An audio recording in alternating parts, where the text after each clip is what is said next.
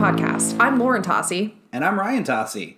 This is where we're trying to be a movie of the week or a t-shirt at best. Well, welcome everyone to season 2 of our podcast. Woo, season 2, yay! We are two people who fell in love in a movie theater and never quite left. And if you are a new listener to us, we just want to tell you a little bit about our podcast. So this started out because we realized as two people who are wildly movie obsessed, there are certain movies that we should have seen that we didn't. Mine started with The Goonies. I had not seen The Goonies until I was an adult. And I would say even more egregiously, my co-host Ryan had never seen Raiders of the Lost Ark. Ouch, that's savage. So we decided to embark on this project to, fill those gaps, finally watch those movies that had become kind of embarrassing that we hadn't seen at this point, but also to pose this question to other movie debates. Like, how could you love that movie? How could that be considered a classic? How could that have ever been made? And we wanted to expand that question out to other film debates that we thought would be fun to get into. And it's kind of in that ladder where we'll be visiting today. Today's episode's not going to be one of those gaps in film knowledge, but it will hold a more maybe significant place in our How Could You world. Indeed. For this week's podcast, we'll be revisiting David Fincher's 1995 neo-noir crime thriller classic, Seven. So put the lights down this is going to be our moody and broodiest episode yet in season 2. And full disclosure right out the top for anybody that's new, we are generally have a lot of spoilers, but this one significantly we will be getting very, very heavy on spoilers. Indeed, because I think it would be impossible to talk about this movie without spoiling the major portions of it because there's so much revealed in the film. And I'm actually glad you foregrounded this. So this is a mid-90s movie. The 90s are a really interesting artistic time in film. So, from an artistic standpoint, you have the Post-Modernism Movement, which essentially the quick through line on that could be it's kind of like the announcement of the death of art, and that gets a lot of times attributed to the film Scream of how it ended the horror genre by the self-awareness, the kind of essentially rallying against form, kind of creating this new form that was going to call to question kind of the things that were established as well, this is what a film is. And postmodernism went, nah, we don't have to worry about any of that. So it's a really interesting space. And I think actually the film Seven really nicely falls into that postmodernist movement. I would actually say there's another Fincher film that probably falls even more into that, and I'm sure you know which one I'm talking about. But it's an interesting film in that way because of the fact that it falls in the mid-90s. You have so much innovation happening at this particular point in film. So, if you're someone who's a Quentin Tarantino film, in 1994, Pulp Fiction comes out. If you're someone who's a horror film, the importance Scream had, obviously not just on the horror genre, but the cinematic world. So, in this, David Fincher's Seven becomes a really interesting film because it's an extension of that neo-noir, but it's also bucking up against, it's using those neo-noir practices, but then it's also bucking up against kind of this postmodernist movement, in art in general, but particularly in cinema. It's dark, it's gritty, it's grimy, it's hard to really watch at points, it's sadistic, it offers no hope. So I ask, Ryan Tocci, how could Seven be your favorite movie? Well, with that leading, maybe it's not. No, I'm sorry, I had to lean into it. Yes, this is why we chose it. This is my all-time favorite film. I've gone over my top 10s over the years, and a lot of times there's a lot of shift, but this has always stayed, since the first time I've seen it to today, has stayed as my top and favorite. Reason? I just think it's a perfect film. Listen, everything that you said can't be denied. I mean, it is all of that. With one exception, I don't think that it's devoid of hope or optimism. I think there is some of that in there, but you have to really look for it. The hope and optimism gets her head severed. Well, we're just getting right into that, huh? We said spoilers. We're also going to do our best today to refrain for as many, box reference quotes. Well, now hold on. Yeah. When we get there, I have something to say very specifically about the, very, very notable, very often mocked "what's in the box" lie. Yes. I'm going to have some thoughts when we get there. No, going back, I've come to be a huge Fincher fan. Obviously, this is probably his first real successful film from a critical standpoint. I'm sorry, do you not want to talk about Alien 3? No, not at all. Nor does I think anybody else. Nor does David Fincher. Right. David Fincher said in an interview one time when he said that he felt like he had to go off and slit his own throat in slow motion was what it felt like making Alien 3. Fincher does like a little bit of the hyperbole, a little bit of the drama. Seven to me, what he does in this film is, I like to think I'm an optimistic and hopeful person, and I don't, I lean towards films that have a little bit more of that optimism in them. This one, though, I sit in, and it's from beginning to end, everything that he does in this film to me is just a marvel, from how it's shot to the script to how it's acted. Everything that it just kind of it goes away from every conventional thought you're going to think about a film. Like, it just works from beginning to end. And I loved watching it the other night because, I won't lie to you, it was like I felt like watching it again. Like for the first time, like it was just like it gives me all of that emotion, and it's a hard watch. There's aspects of this film, but I also, what I think I appreciate most about this film is it's a very hard watch at times, but I think it gives you enough that it's not one of those films that you just leave just depressed, and that it just sinks you, that you never get out of that. Even though that's everything that's created there, the credit to how everything is done artfully, and then obviously, as we'll talk a lot about the characters and the actors in those spots, how they portray those, you really just are in that world with them, and you find both a lot of, there is light in all of that darkness of that film. There's a lot of humor to the movie, and I found myself like kind of stunned by how much I was chuckling. I've obviously watched this movie many times because obviously it's your favorite film, so we've rewatched and revisited quite a few times since we've been together. And then rewatching it this time, I found myself laughing even more, and I was like, oh, I forgot how funny this is. And I'm like, I also forget, like, oftentimes, like, although I think this has like been said many times, like, Brad Pitt is kind of like a phenomenal comedian. Like, he knows how to play subtle humor, I think, better than anyone in the game. And like, and I think it's always disarming because it doesn't feel like it should be something that he's successful at, but he's always so great in those moments. And like, and I found myself during that. And here's the thing, I agree completely with you, with what you just said about it doesn't leave you in this like depressive state. Like, I think Fincher knew where to pull back so you don't leave there so entirely like hopeless and downtrodden. It's more like it captured like what a noir film should do, which is kind of like invites you into the dark world and then gives you a comfy exit out.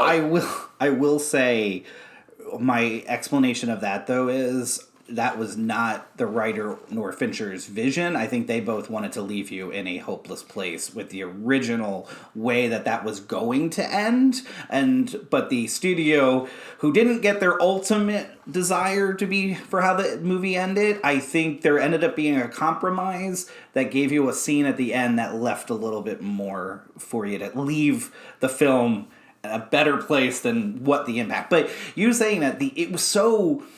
The way that it's built like that is why those things is so impactful at the end, right? Because if everything was just so... And it is. I mean, I can't get over... I mean, the subject matter of this film is so macabre and dark and awful. But there's enough of these moments that just keep you rooting for all of the good in it. So that's why when that end happens, it's so much of a gut punch and so impactful. Well, and I think because like so much of this really relies on you rooting for Somerset and Mills to kind of have that like buddy team up, like, and not in a goofy way. And like the fun thing about Fincher in this movie is like, you know, he is someone who, if you read interviews with him, he's incredibly critical of Hollywood. And then the interesting thing is that the film he wanted to make before Seven is he wanted to make Mank before he made Seven. You know, so, you know, you think about it, and if you listen to the last episode we did in season 1, you'll hear us talk about Mank, but it's a very different film. It's about Citizen Kane. It's about the process of screenwriting, and he wanted to make this film, but then, like, he walked away from that. There were other directors who were attached to Seven. They tried to give it to Guillermo del Toro. Guillermo del Toro went, no, it's too dark. That's the guy who made Pan's Labyrinth, and he went, not touching it. They tried to give it to Cronenberg. Cronenberg didn't want it, which Cronenberg I can see. I actually can't see it as a Del Toro film. I can't see it as a Del Toro film either because, and I do think the kind of, not whimsy, but I think often like the dark fairy tale vibe of Guillermo del Toro films does not make him apt to do something like this, or I think tonally it would have been very different.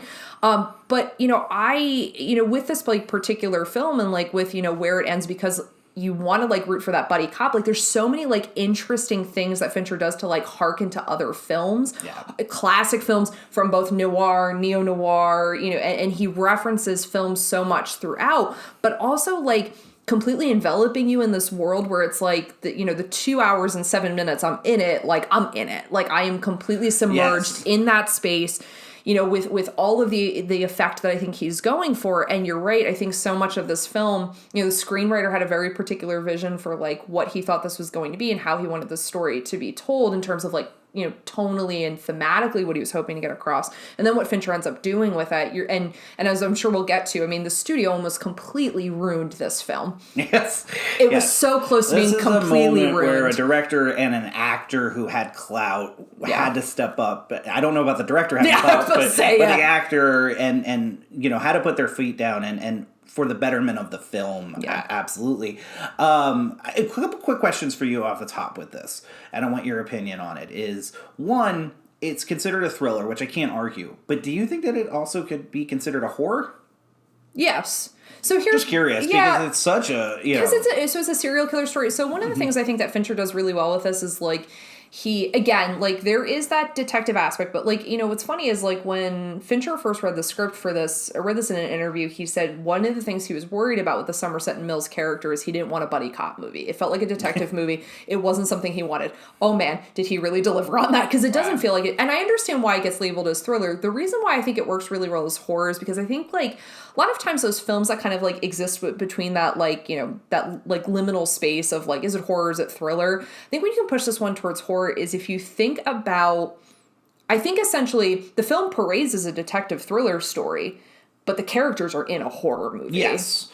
I think that's what makes it more horror than thriller. And I'm glad that and I hate to say this because we're big fans of horror, obviously, but I'm glad it doesn't get labeled as a horror because I think it makes it less accessible to people, unfairly so. And then I think then you have like John Doe ends up becoming like, kind of how people are like, oh, Michael Myers, Freddy Krueger, and it's like John Doe, and I don't want that for John Doe. John Doe did end up on the AFI, I think, top 100 villains at one point. Yes, which totally makes sense. Yeah.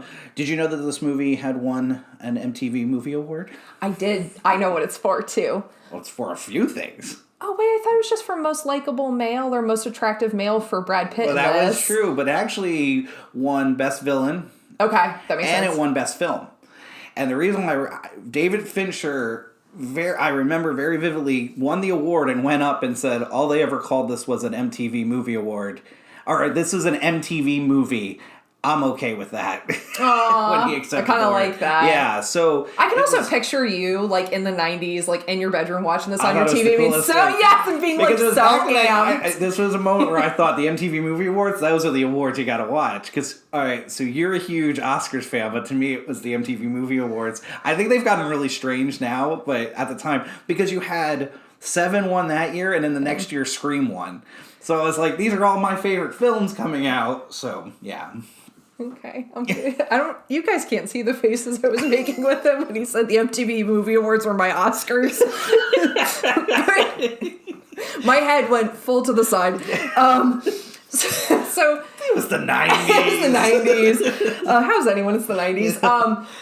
But I will say, I think this movie can do really well, particularly. So I think about this being your favorite movie, and it has stayed, and you've not wavered on this, which is something I really appreciate. And the only reason I point that out is because this comes out in the mid-90s, and films, as we all have experienced, that we loved for a really long time don't always like age well when you go back. Like you go back and you're like, all right, this wasn't as great. That was kind of cheesy. That performance a little rank. Like the editing is not as clever. And especially when you have a director who's really trying to establish a way of telling story that is disorienting without feeling gimmicky, because I think sometimes like people do like the quick cuts and the things, and I think people have tried to like mimic Fincher's way of doing this that feels like abrupt and feels, you know, dark, and as you brought up at the beginning, kind of brooding, but I don't think it always works because it has to be done from a space of like, yes, that's part of it, and then he calls back like all of these like kind of classic filming, you know, techniques. And I think that's what's great about this being something that you've loved for so long, has been your favorite movie for so long, because I think from rewatching it, you can firmly stand and go, nope, it's still my favorite movie. You're not changing your mind on that, which is great. No, not at all. Not remotely.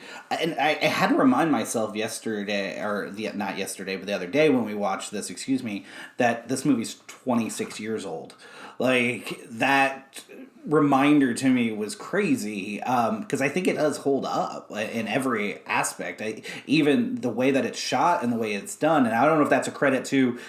It's such a dark movie, but... Well, I do know, because we watched the most recent version of the remaster of the film, because there's quite a process to remaster this for Blu-ray and HD TV, because of the fact, so Fincher, when he made the movie, he used a process called Bleach Bypass, which is what, you know, essentially, and I'm sure we'll get in, you know, talking about the cinematography throughout the film in different scenes, but that technique, you know, so essentially like you're degrading film, and then you have to, like, now to put it in a 4K format, but you want to like uphold that, you know, degradation of the film. So it was actually a really interesting process to make it look the way it did. But so like the version of this we were watching is the most recent, most updated version, which is the closest to what the original film stock would have looked like, because it was taken from the masters of the film. Got it. Okay. I didn't actually realize that, so that's good to know. Fun facts all abound. And now we're going to get into the movie here. Yes. Also, the other question I had for you is, is this a classic or a cult classic?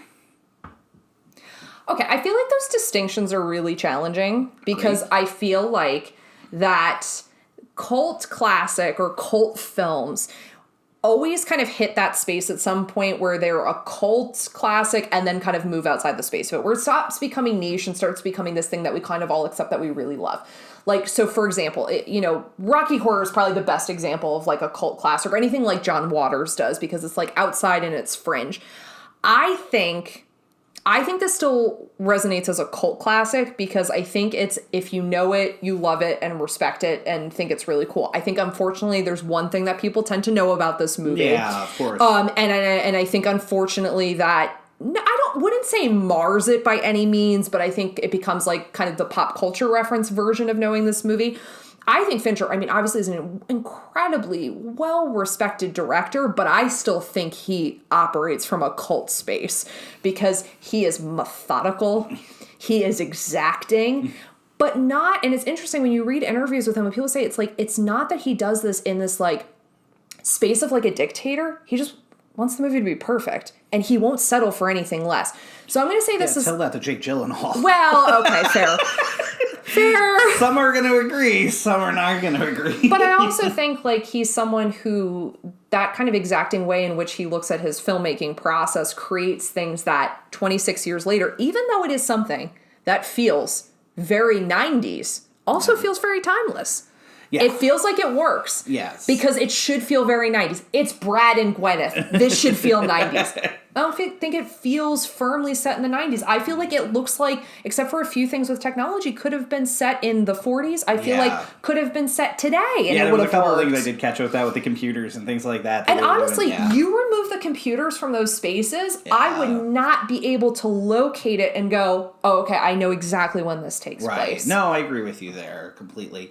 You know, kind of now getting into the meat of the film, and you talking about, you know, that it does, the way that it was shot and everything was done, it kind of gets into, I think one of the keys to that is by choosing to not make this the city is its own character. Yes. Right? And I think we need to talk about that right off the bat, because the city is not specific. So anybody that thinks that it is, it's not New York, it's not Chicago, it's not LA, it's none of those. It is very specific, its own thing. Like they go out of their way to make sure that they never tell you where this actually is, so it can be its own space. Well, and then also, too, it's that frightening thing of, this could happen anywhere. Yes. When something's unidentified, I can't say it happened over there, because it could have very well happened here. Yes. And I think they want you to be in this world that just feels broken by every aspect of it. 100%. And I think, you know, that's the key to the Mills character coming in of trying to bring the outside optimism into this world that,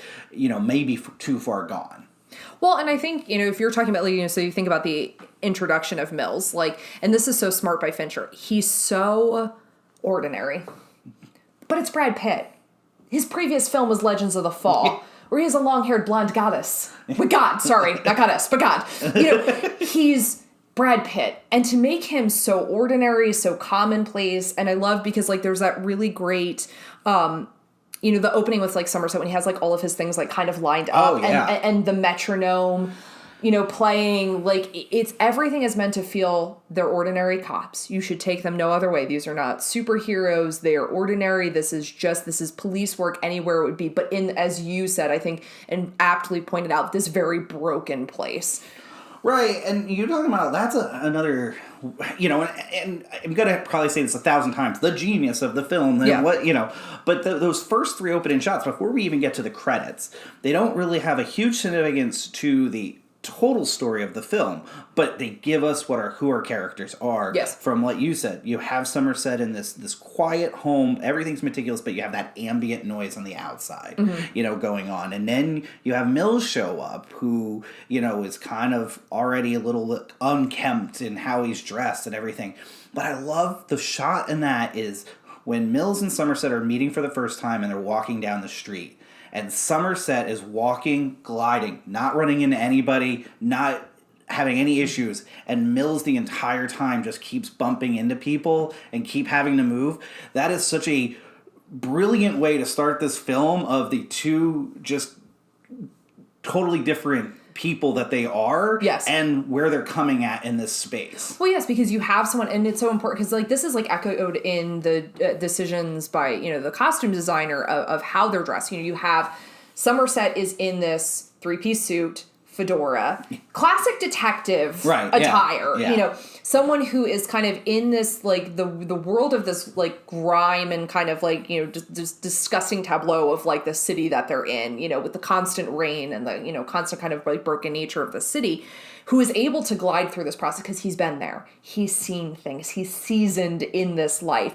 And then you have Detective Mills come in, and it's it's all of the attempts at professionality of, I'm a cop. I am a detective. I am to be taken seriously. But the reality is playing guard at Taco Bell. Yeah. He was, he's wearing a leather jacket. He's showing this is the thing. I own that leather jacket. I know you do. Okay, hold on. He doesn't actually own Brad Pitt's leather jacket. No. He owns a jacket that looks exactly very like similar. it, yes. Yes, and purposely so. But he's wearing that jacket. He's wearing the basketball tie. Everything about him is showing all that kind of Midwest. He's not really ready for what he's walked into. Right, yes. He's smart.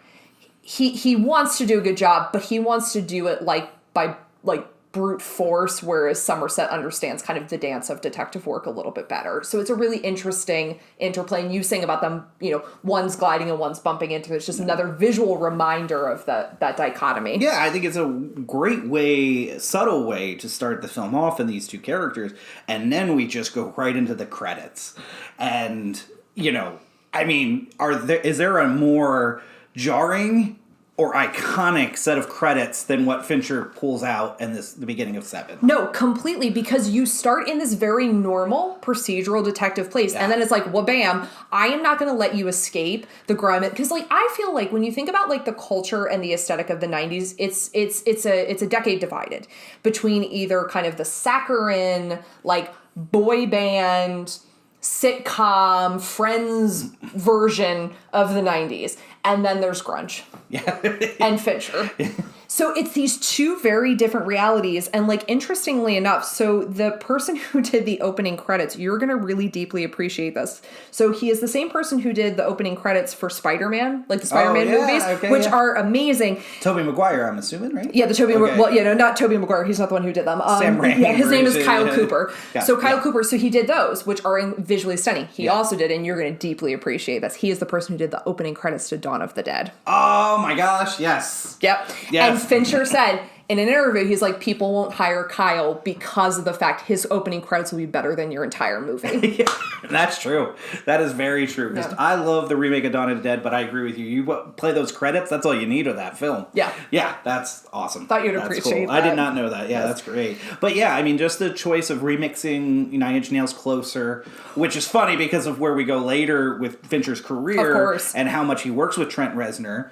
But yeah, just the decision to literally, we're going to keep John Doe away from you for a good majority of the film, but in those opening credits, we're bringing you right into his world, and that whole opening credits just makes you uneasy. Yes. And that's where you stay for the rest of the film. Well, because I think it's like you're now seeing kind of like, and you probably only more know this once you've watched the film for the first time through, but like the second, third, fourth, 15th time watching it through, you're like, oh, okay, so what those opening credits do is it brings us into John Doe's headspace, and now we're actually having to view the world they're in through how John Doe sees it. Yeah.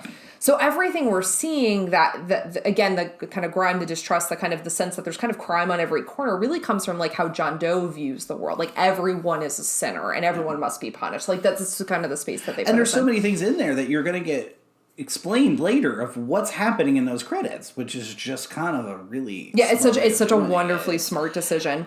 And also, notably, they leave Kevin Spacey's name out of the credits. Yes. So that at that point, they were trying to keep him very secret of, that he would end up being John Doe. Yes. Which, leads us kind of to one thing we'll say we have to address, unfortunately. A note on the film. So we are obviously talking about this, out of love of the film, out of love of Fincher. And we are, of course, going to talk about the performances here because it's kind of like undeniable that obviously the acting performances in here are such like a key part of this film's success, and I think its continued ability to feel very fresh and relevant. However, obviously there are some very unfortunate histories with some of the actors in this film. Yeah. We're not going to be addressing that because we don't feel like we have the time or space to. So that is something that would be very aware of, obviously. We can know none of it, and it's just awful. Yeah. stuff. And it's hard with we're just trying to stay in the space of the film. And it's hard with any type of art where you find out unfortunate things later on about the creatives that are involved in the process, and then it's like, how do you reconcile? It's like, so one way you can do that is you can talk about the art for the art itself, but also acknowledge that there's some other things at play here. So with that, do you want to talk about the first murder scene? Oh gosh, that's such a shifting from there, let's start to murder. Transition. Not easy, but let's shift back to the film itself. So I think the easiest way here is to start off with Gluttony. Oh, sweet. So we're going to go murder by murder. Murder by murder. Murder by murder. Okay. I mean, they definitely don't give us a soft entrance into the world of John Doe's murders. I think what I appreciate immediately about all of the murder sequences, and I'm sure as we talk about them one by one, is, there are these brilliant tableaus of so many fine details and so many important details and clutter that does not feel wasted, because they have to look a certain way in order for us to completely kind of understand John Doe's mentality, and also again that kind of the darkness of the world that surrounds them that is so nicely established at the beginning of the film. And one of the things I noted when we were watching Gluttony, and this is something that continues throughout the rest of the film, everything's the same color. There's an air of neutrality in tone throughout the rest of the film. So there's, until a certain point, which I think becomes really important. Yes. But for the most part, I mean, everything, it's grays, blacks, browns. And I think it's this sense of there is a way in which you're supposed to view this world where it's entirely bleak. And I think there's also a way in that until certain of the sins are enacted, it's all just about neutrality. This is them trying to figure out the story. You're to deal with everything with kind of equity. And what I really like about what Fincher did in the Gluttony scene is yes, everything stays the same color, but I love his use of Somerset's flashlight. Is so great. Yeah. I mean, honestly, it feels like it's coming in the third dimension. I wouldn't want to watch this movie in 3D, no. But it 100% to me feels like that. And there's and I think Detective Mills in that scene. The whatever word you want to put it, the bravado of and the arrogance of Fincher to make a film this dark and visually this dark. Yes. And like you said, most of our scenes are going to be put in the space that you're talking about, these dark flashlight scenes, and the fact that he went, yeah, that's how I'm going to make it. But here's the thing, what I love about it, because so at that, brilliantly lighted because you can see everything. Hand this to another filmmaker, the scene is just dark and you're, straining to figure out what's in there. But like in this, you see every leg of every cockroach. Yes. Like he knew how to light it and make it dark. It's a really like brilliant turn. And I love Detective Mills in this scene. And I know how much you love Detective Mills. So like, I'm sure you're going to talk about him even more than I will. But he's us in this moment. He's grossed out. He's kind of like, not shocked because he doesn't like gasp in this like, way that would be like unprofessional to his job, but it's just like kind of, he's so like, he's obviously finding the situation very jarring. And I really appreciate that we're given that like kind of foregrounded with him. Well, yeah, we see a lot of Mills's characteristics right in this scene, right? Where he's kind of got this, eagerness to him, but it's also, he kind of gets hot-headed and, he feels like his ego kind of will get challenged and he's confident yet nervous because he's not quite sure what he's looking at in this scene, and that it just plays off really because he's kind of got this twitchiness to him, whereas Somerset's just calm and cool and going through the motions and, almost to the point where, because Mills even at one point still doesn't believe that this could be a murder. Like, he just is already jumping to conclusions of what happened to the gluttony victim. Well, and I think it's kind of like if you take 90s aesthetic and drop it into a film noir and say, like, this is how this detective is going to operate, but this is how a 90s detective is going to operate. Like, it feels like they're almost from, like, disparate places, which makes it so great in the end when they're able to kind of, like, almost, like, be on the same page and kind of operating more similarly by the end of the film. Oh, yeah, obviously, they're going to come from, all the way meet in the middle here. We kind of jump ahead then, and then we get Arlie Emery for the first time, which, how good is he in this Just movie? A gift in anything. It's a small part, but it's such an important part, which I'll say about another character here shortly, but I love him. He's so subdued in this role compared to a lot of other roles, but he's still got that commanding presence to him, which I just love. And he doesn't hit a lot of the tropes that the captain would normally hit, which you would expect for Arlie Emery. Well, yes, because you would expect that he's going to do essentially the thing that he does in, like, Full Metal Jacket. And he's gruff, but he's also, like, he does have, like, sensitive moments with Somerset where I think he's trying to appeal to, like, this is why it's hard to be a police officer for this long and have to see things like this over and over again. And it doesn't happen in this scene, the next thing, but I wanted to just make sure, because I don't know how much we'll talk about him later, but I love... There's a line that he has where he's sitting later with Mills and Somerset, and he's sitting at a desk, a random desk, and the phone rings, and he answers it and just says, "This isn't even my desk," and he hangs it up. It's a great moment. But this is two things, because one, it's humorous, which you need a little bit of levity, and then also it's done so well. But also this is another just great part of this movie. There's so many of these little moments that you were talking about. There's unwasted space and time in this film, and these are these little moments that are just completely building the whole world to you, because we'll have that moving in even to the other next scene, which would be Greed, where you have this shot with Mills coming into the building and the reporter seeing him and trying to speak to him. And they let the scene play out for about 20 or so seconds where you think that there's nothing to it other than Mills ignoring the reporter, but it's so important, right? Yes. Like, and these are these little moments that just build this entire world that we're in. Well, and you think about it, so if like you transition to talking about like kind of the Greed reveal, like how the reveal of Greed written in blood on the floor is something that is so earned because you don't see it for so long in the scene. It's him sitting in the desk. Yeah. The TV goes on. You're seeing the press conference happening below. At this point, you've seen, like, there's a victim on the floor. You can see, you know he's at a crime scene. It's not a matter of that. But the fact that Greed is emblazoned in red on this white carpet, and you're like, oh my gosh, you waited so long to give that to me, and thank you, because that reveal is tremendous. And that's, to pull the camera up like that. Oh my gosh.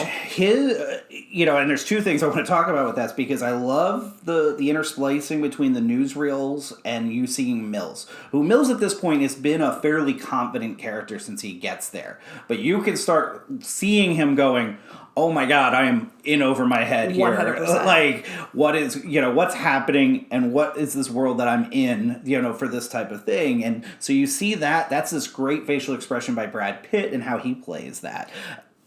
And I think, like, too, like, to that point, like, because you do have, like, I think, like, for Somerset, there's so much here of, again, I hate to throw this back to this, but like the old detective stories where like, this is the fun of him for figuring it out. Like he wants to figure it out. He wants to do the research. He wants to piece it together. He wants to kind of figure it out. He's the one who's like, I can make these 15 literary references to be able to figure out like maybe what the kind of grand scheme of this all is. And like, that's not Mills at all. Like no less intelligent, but that's not his way. So that's why you do have this like really interesting bumping up of like, film noir, neo-noir, and kind of, in like 90s aesthetic all kind of converging together to make this Brad Pitt character against, Morgan Freeman's And I love performance. that you say that about the Somerset, because that's what the captain's sitting there telling him the entire movie, like, this is who he is. Like, he doesn't want to leave, because this is the person that he is, and he's fighting against it because he wants to be, he wants to leave all this, because he's seen the worst of it. Yeah, he knows 100%. the worst of it. But I think that's where Mills and Tracy, who we're going to talk about shortly here,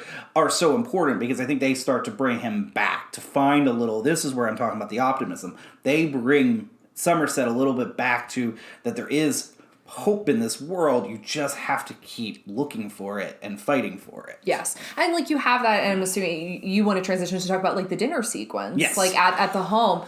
Well, again, this is where lighting and coloring becomes so important, because there is it's a very neutral color palette. It's tans, it's browns, but it's lit warmly. It's a home space. There's only like 2 single points, I think, of like, it's kind of like an ambery red colored lighting in the home that are the most distinct colors in this. But you have like the warmness of like Gwyneth Paltrow's presence. And listen, like Gwyneth Paltrow was the 90s. Yeah. Gorgeous, in love with Brad Pitt as we all were in the 90s and the 2000s and the 2010s and the 2020, but it's she this weird bubble of Brad Pitt in Once Upon a Time in Hollywood just popped above your head for some reason. It really did.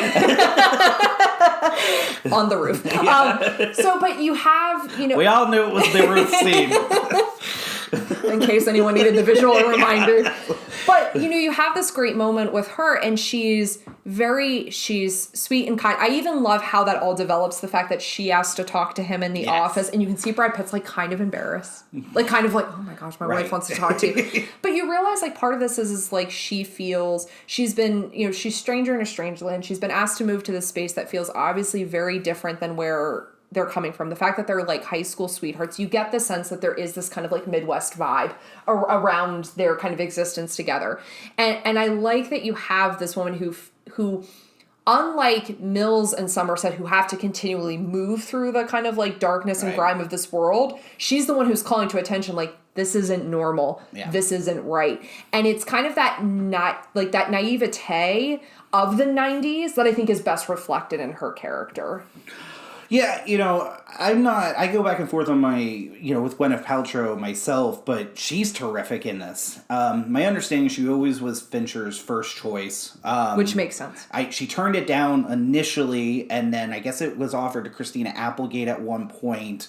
I'm not sure what happened there, but eventually, because of Brad Pitt dating Gwyneth Paltrow, Fincher went back and asked him to get her, and she signed on, and I'm so glad she did, because she's so great in this movie. It's a small part, but it is literally the heart of the film. I mean, you could argue she is literally the most important character in this entire film. Yeah. Because she's the glue that will be everything. She is the most impactful and the heartbreaking aspects of this movie. And in everything that she happens with her throughout the movie, all the little bits that she's given you and all the humanity that she's losing but trying to keep and given to you throughout is what makes that end as impactful as it is. No, completely, because you think about like the moments where we get to see her, like, obviously the diner sequence is really important, where she tells, Somerset that she's pregnant, and she's kind of like, how do you kind of raise a child in this world? And it does feel like a lot is being grappled with, in terms of kind of like violence in the 90s. You get that very much that sense that that's what her character is supposed to be. The person in this who is pointing to everyone and signaling there's so much wrong with this. Like John Doe is doing the same thing, but his is such a twisted version. Like he's like, there's so much wrong and we need to punish people. And she's like, there's so much wrong, but how do we make it better? It's just such an interesting character. I also love in that dinner scene, the 2 things that always stick out to me is the wine. Somerset's got wine, and you got Mills with the Pabst Blue Ribbon. Yeah. And then just that great scene of the vibrating home with Morgan Freeman's genuine laugh. It's so great. It's just, it's great. I also love when he pours the wine for him in the pint glass. I know it's so silly. It's just such a small thing. But it just, like, and then, like, you see Morgan Freeman kind of look at it like, what? So then we get to really what starts to be the craziness of the film, right? Where we go to jumping ahead to the painting where it comes off the wall and we get the fingerprints. Yes. That leads us into it. We start knowing we're in a whole different, film. You have a whole different type of murder from there. And then we get to a really epic scene with Sloth. Sloth is so jarring and so uncomfortable. And the weird thing I wrote down is, man, what a smart decision to have little pine trees hanging from the ceiling. Yeah.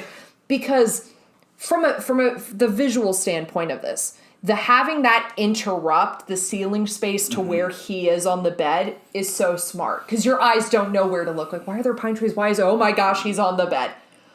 The makeup is phenomenal. Oh my god. It's terrifying. Yes. Terrifying moment. Well, that's the thing with that. I mean, I don't know if there's a more there's very few more shocking scenes in a film. Like the first time you get to see that scene, because you have everything's amped up. You get John C. McGinley as California, getting the SWAT team all pumped up, and you're like, you're getting pumped up with them, right? And that John Doe, or we don't know it's John Doe at that time. We know the killer's not behind the door at that point, but we have no idea what they're going into. But you're kind of amped up with everybody, and then to go in and how it's shot with them coming in through the rooms and clearing out the rooms, and then you just start, like you said, you start seeing those air fresheners, and right away you're going, something's not going to be right here, and then they get into that, and then to pull him off, and that just, it's gross, and it's shocking, and then to lead to one of the all-time best jump scares, because it doesn't have the impact after you've seen it, but the first time you ever see it, to get that jump scare with Sloth, dang, that had me jump the first time. Well, for sure, and it did everyone on set because they didn't know he was going to move. Oh, right. I know that. They didn't tell the members of the SWAT team that he was going to move. And then you have the audio in that, because you have the SWAT team coming through, and again, John C. McGinley, yelling throughout as they're clearing each room. All of it, it's so frantic, and to lead to that, and then you get the going through the pictures and realizing it was dated a year ago, and you start going, oh, this is all thought out, Well, because I think this is a movie of disruptions, because it's, okay, so this seems like a normal thriller, it's not. This seems like a normal detective story, it's not. This seems like your run-of-the-mill serial killer, it's not. It's so much more intense than anything you're going to imagine it to be. And that is something I feel like from that moment, and I'm glad you pointed that out as Sloth is kind of like an interesting juncture point in that way, changes everything, where everything ramps up from that point. Yeah, everything's horrible to that point, but at that point it's a much, everything's much different than anything you've seen before. Yeah, and it leads into obviously that great kind of chase sequence that happens where they almost have John Doe. It's funny because before that I had a laugh at this watching it, where they're talking about they're all scandalized by the library information with the FBI, and I'm like, yeah, that's just Patriot Act now. Yeah, I know, right? Oh, but speaking of the library card, because I love that whole thing, because I love the cleverness of Somerset, that he's like, no, this is something we can do, and this is something to be analyzed, and Mills just having and I love that it's one of my favorite lines in the movie when Brad Pitt says, and I will censor myself, just because the effer has a library card doesn't make him Yoda. Yeah. Yes. It's the greatest line, one of the greatest lines in the movie. It's... yes, absolutely. And it does lead to the chase scene. Really quick tidbit, did you know when Brad Pitt kicks in the door at John Doe's house, that inspired the Men in Black, very famous... when they kick it, yes. Really? Mm-hmm. Yeah. Oh, that's really interesting. That's also really kind of a weird movie for that movie to take inspiration from. But I love because you get finally, so you have this chase sequence, which I think functions more like a normal action movie, but then the disruption of once you're finally in John Doe's home space. And I mean, honestly, I could slow clap about the production design. Oh my God. Because every scene before, the tableaus are brilliant. And they all serve. You feel like every piece serves to make you understand John Doe's vision, and then you go into the home space and you really have to think to, what am I seeing? Right. Because every corner you look in that frame, you're like, there's something else that's disturbing. Oh my gosh. And that scene's so good because you have Somerset going through with the flashlight that works, and you have Mills going through with the flashlight that keeps going out. And this is just, this just genius of this film, that what I love is you have all this tension build up to find a photo. Like precisely, because really we don't accept, and it's a good payoff. It's not like, oh, it's just a photo. No, like you're like, oh my god, 100%. But the interesting thing is like, and I'm glad you pointed that out, we don't really gain information about that. And I think that's kind of the point. It's not about finding out who John Doe is. It's ultimately, because as we find out, it's not really about catching him, because that's not really the resolution here.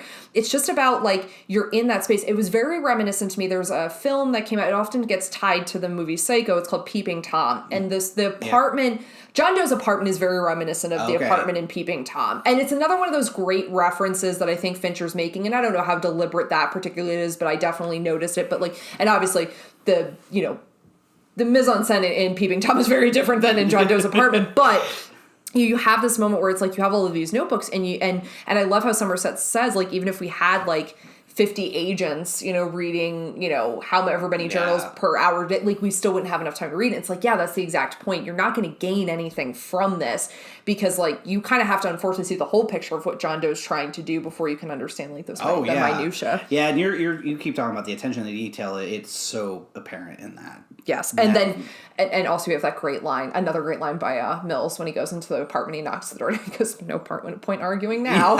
It's so great. And then we get and that's also really, for those that don't know this piece of trivia, Brad Pitt actually broke his arm during the film, and then you'll see from that scene on, he does have a broken arm in the movie, which they wrote. I believe he actually did break it during the chase scene. He did, and then they had to write it in, which it really works. The intention was they were going to write in, like, some sort of, like, he was supposed to be injured, but not to that degree. Yeah. He wasn't supposed to be injured to that degree. And then we get to the next scene. And we won't sit in here too long, but it does need to be talked about, lust, because it is by far the worst part of the film. Despite the fact that it's really well done from, a filmmaking standpoint, because the things that Lust does is it's extremely difficult to watch, but very little is actually shown, which I think is a lot of credit there. But the scene is gross, but it's done so well because of how he doesn't show you anything. He just lets it seep in your head, and it's disturbing and bothersome.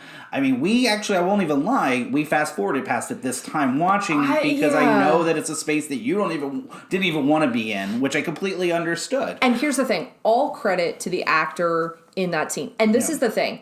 In a movie where you're talking about there's a guy who has been force-fed to death, there is a guy who's been tied to a bed, there's a guy who's hogtied and bled out, like, to say you've hit a scene and gone, okay, that's a bridge too far, is pretty intense. But it's a credit to the performance, because I think that's the difference. Everything else before this, it's a tableau of a crime scene. But that scene is not a tableau. You're in it. You are having to face down one of John Doe's victims, because that guy is a victim of John Doe as well. But he's the only one who's survived that you've gotten to talk to. Because you get the sense Sloth's not surviving this. No. And I think they even make reference. They made reference, he wouldn't want to survive this what he went is through. Where the filmmaking with Fincher does so well. This juxtaposition of that interrogation scene between the gentleman involved and the owner of the parlor.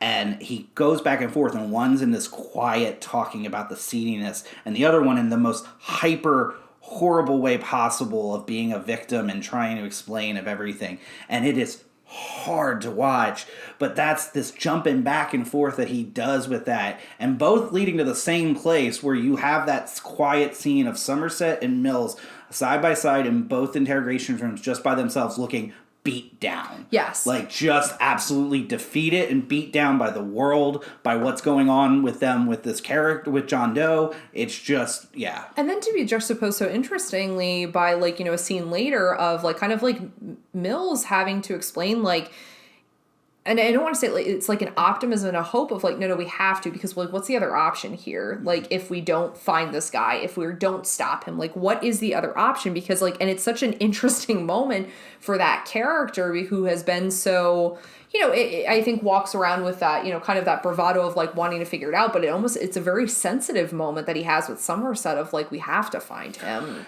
It's weird too, though, then, right? We jump from there and we go through Pride, and Pride's almost this weird palate cleanser of a murder in that it stays... Wait, it's the most twisted sentence you've ever said, but so true. Like, we go through it very quickly. It's sadistic what John Doe makes, and you understand everything that's happening, but it's done so quickly that it's really to get us to the next space. Yes. Which is when John Doe turns himself in. Yes, and I think because, like, and so this is where the color palette is so important throughout the film, because, like, there's this sense of neutrality, but I would even go a step further that by this point in the film, what Fincher has established for us is like, this isn't just neutrality. This is the world's apathy. Like, our apathy, our kind of desensitized nature to a lot of things, to violence, to a lot of like kind of the harsher things of reality. And then John Doe walks in bright red. He just turns this movie on its head. Completely. And it's a movie that has already been turned on its head about 15 times, and then wha-bam, yet again. Well, because this whole movie, at least what you're feeling is like these two characters, Mills and Somerset, who you're rooting for, you expect them to get the bad guy. Yes. You don't expect the bad guy to walk in the door, hands up, bleeding, saying, I'm here. So I have an important question for you. Although we can definitely talk more about the Doe reveal and certainly the the color significance of him being in red. So when they're in the locker room and they're shaving their chest, like kind of the last happy moment of the movie, and they're shaving their chests. I had this question for you. I think I know what you're going to ask me. Go ahead. When Brad Pitt starts to say, what do you think he was going to say next? I had the exact question for you. Did you really? I did. Of course you did. I did. It's a great question to compliment us both at the same time. You know what? It's one of those ones that hit me harder this time going... Is there that moment that he knows something's off? That there's that possibility of, that he's worried about because he looks Tracy. sad. Yeah. But then he just doesn't want to... He doesn't. He moves on past it. I was going to say, do you think... Oh, sorry, go on. I thought maybe, do you think that he knows she's pregnant? There's could be that, yeah. Or it's that he knows that he made a mistake by coming here, bringing her here. Yeah. I think that's probably more I think you're what's probably supposed to be. That he came here with this optimistic that he wanted to make a difference, and now he's starting to feel like this was the mistake. I shouldn't have done this to her or to us. No, you're right, and I think that makes this moment really significant where a guy who seemingly has a very hard time saying I'm wrong or I didn't do this right, to be in that like final moment and start to say, because the way Brad Pitt portrays it is like his eyes are kind of welling up. He looks sorrowful. And I think if it's what you're saying, that's a really even harder punch. If he knows that. Then we move to the car ride, which you asked me about this being my all-time favorite movie. This is probably my all-time favorite scene of a movie ever. Oh, okay, you know what? I was going to ask you what your favorite scene in this movie is, so now I have my answer. It is. Explain, talk to me about it. Because to me, we've built up to this moment of these three characters. You know something big's going to happen, right? And we're just the dialogue where you're listening to John Doe and he's in this almost trying to make you... try to convince you that he makes sense. The hot-headedness of Mills comes out in that moment where you're totally with Mills. Like, this guy's a freaking lunatic, and the way that he's yelling at him, but you also know that he's kind of off, a little bit off. And then you see the Somerset trying to stay calm, trying to figure out what's happened, thinking it through. And then the way that Fincher chooses to shoot this, too, where it's this, I believe it's cop style that it was some of it, but the over-the-shoulder or he shoots Brad Pitt through the gate and he shoots John Doe through the grate. And then Somerset's not shot that way. Yes, Somerset doesn't have this wall between him at all. It's just, I love every second of that scene because you know what it's leading into, but it also is giving you why we're here. Yeah, because there's such an intensity in how those lines are delivered and like such a way in which this like the situation doesn't change for John Doe. He has one point at which he gets angry, but you can see Mills is really starting to descend into the exact thing that's, going to be kind of the end cap to the film, but he's descending more and more into it. And it's like, yeah, because he's being confronted with abject evil, which Somerset has seen. So he's not as like, like moved by the fact of like, yes, I understand who's in the back of my car. It's a very different way in which he approaches it. But like, you can see that evil's kind of like seeping into Mills the farther they drive and the further they go. One of the things I loved about this is, again, like, so you have this like expression of like all of these like neutral colors like throughout the film till you get to this scene. John Doe arrives in that red jumpsuit, and then this is all like, it's yellows and bright sunset, and like now everything you can see, you're like, that is a really interesting approach to go from, to really give you the stark contrast of the spot that they're in. It's not raining, it's not gray, it's not dreary. You have to see everything in full brilliant color because there is no longer apathy. Somerset and Mills can't be apathetic in this moment, but the range of the emotions that come next are intense and hard. Yeah, I agree with you. The wide open spaces, the chaos is gone. It is just down to exactly what you're saying. It's almost like someone put a spotlight on the stage. Yes. And when, okay, well, now this is where we're going to have our, our grand monologues, which is essentially what happens, and then which leads us up to, the thing the film is probably most known for, which is the reveal of Envy. Yes. So I want to say with the Somerset end of this is what all the things that you're talking about, which again, you have maybe the most important moment of the film is Somerset opening that box and it's just quiet. You just hear the wind and him, the switchblade opening, and it's just, again, everybody knows at this point, they never show anything, but you know whatever in that box is just horrible. And at this point, you don't know what it's going to be, but it is, I just love that he just quieted the entire film down for that moment. And then it leads to, what it leads to. What's in the box. Right. So here's the thing I wanted to say about this. I previewed this at the earlier part of the podcast. I get really mad because, I think sometimes, the thing that this movie gets associated with is that line and kind of the mock. Mm-hmm. What's in the box? And it's hard not to do. We do it too. So I'm not judging anyone. I do it as a homage. Is it homage? But I think the thing that's hardest to me about that moment is, that moment's so much more than the pop culture soundbite that it gets associated with. That moment is horrifyingly gut-wrenching. It just, because how he does it, it's this desperation of him. It's the questioning to the despair, to the anger, to, it's like every stage of grief. It's so hard to watch. Brad Pitt is at his best in that. He is heartbreaking in that scene. And I agree with you. That's why I hate the what's in the box, joke with it, because I don't want anybody to be taken out of that moment. 100%. Because if you were watching him and every emotion he's got to go through, and Brad Pitt sells it, because if you are him, that is your entire world has just been destroyed, and you are trying to fight with every piece of you not to believe it, and then fight every piece of your humanity not to let John Doe win. It is so gut-wrenching. Yeah, no, truly gut-wrenching. And then for Fincher to take that moment and that snippet of Tracy's face. It's so not okay. That's great. Oh my God, that's just that flash, and you're like, you as the audience understand Mills in that moment. You can't not, but it's also and that's where you've built up to Mills being the one that has to be there, right?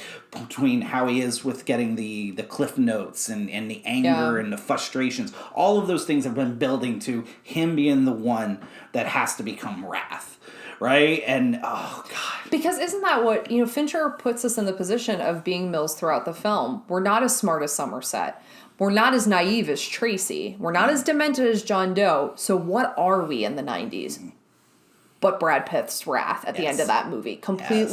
Feeling completely helpless and only knowing how to react in this violence that has been thrust upon us. It's such a brilliant and heartbreaking and the choice to keep kind of going, the tight shots on Somerset's face, the tight shots on John Doe's face, to back to seeing, Brad Pitt wrestling with all of these emotions. Yeah. And Somerset just trying to plead with him not to go. And then this moment of going, it's so... No, he shouldn't have done that, but you completely understand. And the fact that, Fincher gives it's a pause. It's not like he rages and then shoots him. There's a pause, and he resigns himself to what he knows he needs to do in that moment. And it's you don't want him to, but you want him to.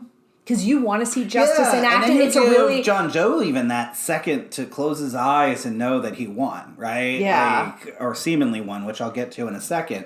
But Brad Pitt, and then opening up the gun on him on top of it, that angle from the bottom of him. Yeah. Oh, God. But the fact that, like, and this is, the thing is like, but I would almost, like, argue, like, I don't know, did John Doe win? Because I feel like he's resigned when he does it. I don't think it comes from wrath. I think he's like, I'm taking out this evil. Well, but that's wrath, I know. But here's my question of why I could argue that John Doe does not win in the end. Yeah. The first 5 victims are the sinner.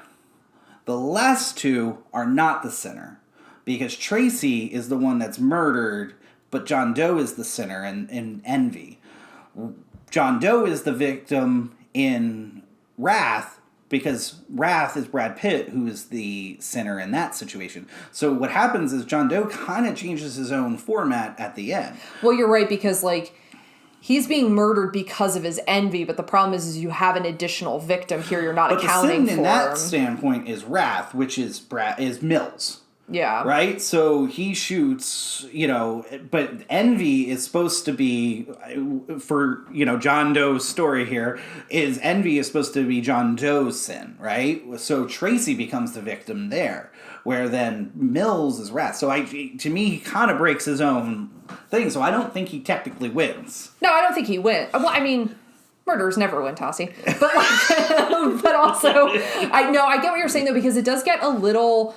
There's a lot of analysis you could do here as to, like, well, who is technically the victim of envy? Who is technically the victim of wrath? Who's the perpetrator of envy? Who's the perpetrator of wrath? Like, because you can kind of go, there's, like, a little carousel that happens there with those, because, like, ultimately, like, well, yes, but Mills is also a victim here, too. Like, just obviously in a very different way, because he's going to have to live with the trauma of this. I just think it shows that John Doe was full of BS. Well, I mean, of course he was. He was like, and this is the thing, is like, it's that pseudo, like, intelligence of people who have, like, misinterpreted literature, who are like, no, I have these grand plans, and it's like, your grand plan is so false. I mean, it actually comes back to the postmodernism thing, the performative academic, right. Like, the performative academic who knows things about literature, who's read The Inferno and has read of human bondage. Which I think is what Somerset's essentially trying to call him out through the entire car ride. Yes, who's saying, he's like, yeah, your thing doesn't make sense, like, which I appreciate that he's, like, calling out his analysis. So then with all of this is the finale, this is what this movie's remembered for, because of how impactful that ending is. Like, you end up having, in some manner of speaking, the villain win. Or the hero's not triumph, I guess. Right. A better way. So the studio, though, notably did not want this ending. No. They did not want this bleak, horrible, dark ending, so they tried to change it a couple of times. One version of it was the dog's head. Mills has dogs, and it was the dog's head that was in the box. Which is my curiosity if that's what the joke of the dead dog when they show up out in the desert is. Like, if Fincher was doing kind of a little, that would not have worked at all. I don't even understand how that would have worked. I mean, people feel very sensitive about dogs, but still. Right. I think there was another version, too. I think there was a version that's actually was storyboarded, and you can actually see this on the special features, is actually Somerset ends up being the one that ends up shooting John Doe. Isn't it because does he kidnap Mills? Is that the version? No, it all plays out the same, except for Somerset in that moment decides he doesn't want Mills to have that. So he doesn't want John Doe to win, and he doesn't want Mills to essentially... he's already lost everything. He doesn't want to lose any hope, any future that he has. So Somerset actually isn't the one in the moment that shoots him. No, it's not the same movie without it, unfortunately. Well, because there's another, like... So I'm not somebody that loves movies where the villain has to win, but in this case, this movie has to work from beginning to end the way that it's done. Because I think the problem with this is, like, look, what do we all want and expect, because Brad Pitt's in the movie, for Brad Pitt to come out triumphantly, because he's a Hollywood movie star, and that's what we expect. Morgan Freeman's going to be savvy and figure it out, and Brad Pitt's going to end up triumphant in the end. You have to completely subvert our expectations for this film to hold up. You give us something cookie cutter, this movie is forgettable.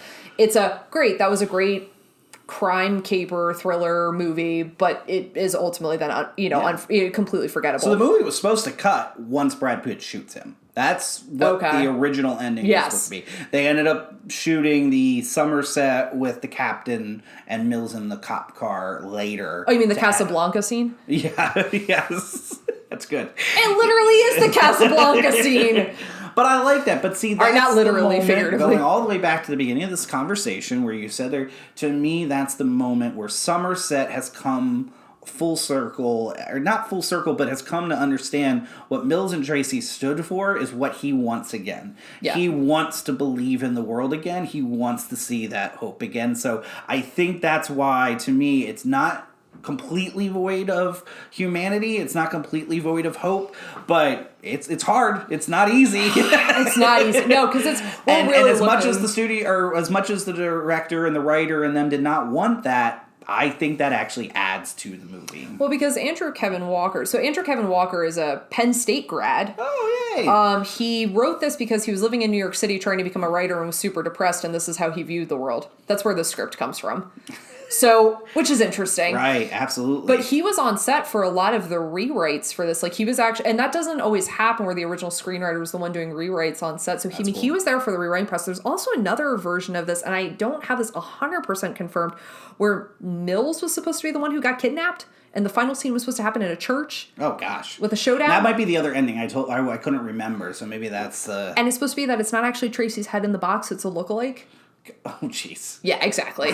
Yeah. So the writer that you were talking about, one, obviously, always fun when it's a PA person for us. But did he have any other credits that I actually don't know? Do you know? No, not that I know of. Like, honestly, and I can't say I went into his IMDb before this. I saw the Penn State grad thing. I was like, oh, that's kind of cool. And I thought it was, like, really interesting that, like, I mean, this came from a place where he was feeling very kind of, like, hopeless about the world. And you think about it, if you're a down-on-your-luck writer in the early 90s living in New York City, I mean, you're probably not seeing New York City in its glory. You're probably seeing some of the bleaker parts of it. So I think it's a lot of that, like, kind of, where do I go from here? And he wrote this script. And I mean, honestly, it was something, it got passed around a lot. It wasn't, I mean, Fincher passed on it at first and came back to it. There were other directors attached and it didn't, and he really had a fight to make sure that vision happened. Fincher got mailed the original script by accident. Yes. It was, which has the ending that we see. Yes. The other ending, which is probably the one you're talking about, was supposed to be in the other script that he was supposed to get. But once he had written that, he did not want to, that's what he signed on for. And it takes Fincher and Brad Pitt to fight for it. And thank goodness that they did, because I do feel like we have a very different film on our hands with a different ending. I also, the credits, though, we got to give credit, because then Kevin Spacey's name is the first that shows up for John Doe. Yes. And then the credits move backwards. So I love that even in the end, Fincher wants you in that world. Yeah, he doesn't want you to leave. And I think it's important. I don't think the movie leaves you right away when you're done with it. Do you think the film still is impactful every time you see it? Yes. I do agree. I agree completely. More so, actually. So the first time I ever saw this movie, actually, I saw it at home. My mom had actually seen it first. She's the one that recommended it to me. And it's funny because she thought it was really good. And she always notably did not like movies where the villain, she always said that to me. She doesn't like those types of movies. But she thought this movie was fantastic. Recommended it. I ended up watching it in my bedroom just by myself a couple days later, rented it, and loved it. So then I watched a bunch, and my mom always notably said, that movie doesn't have the same impact once you know the ending. Oh, really? But I actually disagree. I agree with you. Watching it the other night again, like, I felt all of the tension throughout the entire movie. Well, because I think then, No, I'm sorry. And that's the other thing I wanted to say with the Tracy character, because it makes it more heartbreaking the rewatch, when you see some of these things, knowing where the ending will be, like where that character is going to end up, and some of the little things that you're hearing throughout that you're going, oh no, or the fact that he comes in and he finds out that his wife tried to call him. Those are these moments that in rewatches, I think, still leave that impact and how powerful that it is. Well, 100%, and that's like the difference of a director who is going just for the reveal versus a director who's like, there's more here to than the reveal. Like, yes, of course, the first time you see it and all of that unfolds the way it does, it's incredibly impactful. However, watching how every single one of those crime scenes builds upon itself later on makes that movie a masterpiece. Absolutely. So with that, because listen, Fincher's your guy.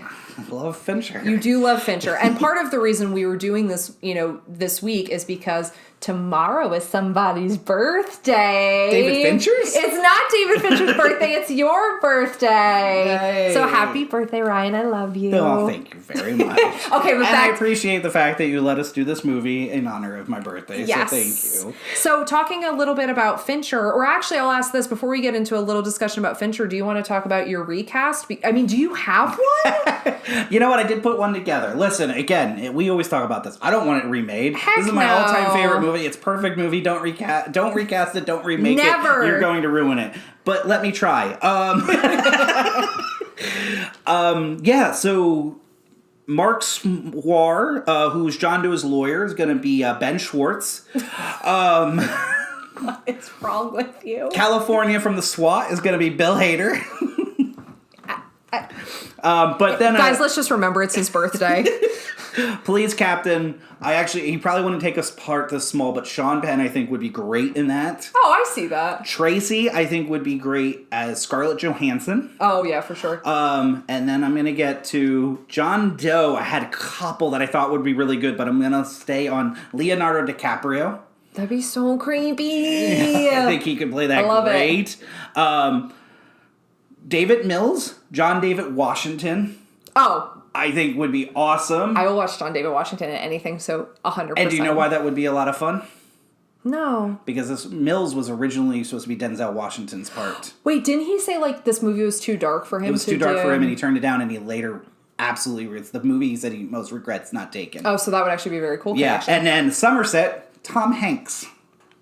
Oh my gosh, I love that. Yeah, oh, your recasting is good. It's not as bad as you thought it was going to be. I know. No, because I didn't see how you would do it, but I appreciate it. So, all right, your boy, David Fincher. Now, we know what your favorite David Fincher film is, because it's just your favorite film, period. Do you have, like, a top 5 favorite Fincher films? Oh, yeah. So it's going to be Billy Idol's Cradle of Love, Madonna's Express Yourself in Vogue, Aerosmith's Janie Got a Gun, Paula Abdul's, Forever Your Girl, Straight Up, Jay-Z's Suit and Tie. I'm not even mad you did this. I didn't see it coming. Seriously, though, he's got great music videos. His music videos? No, my top 5, really quick. Number 5, gonna go with The Social Network. The other day I was saying some stuff about Sorkin, and I had to really take it back because I realized how many things of Sorkin I really love. Yeah, you love Sorkin. And Social Network's another movie that's actually I've enjoyed more of a time. Number 4, I'm gonna go with Mank. Okay. Number 3, Gone Girl, I think is so good. Fight Club.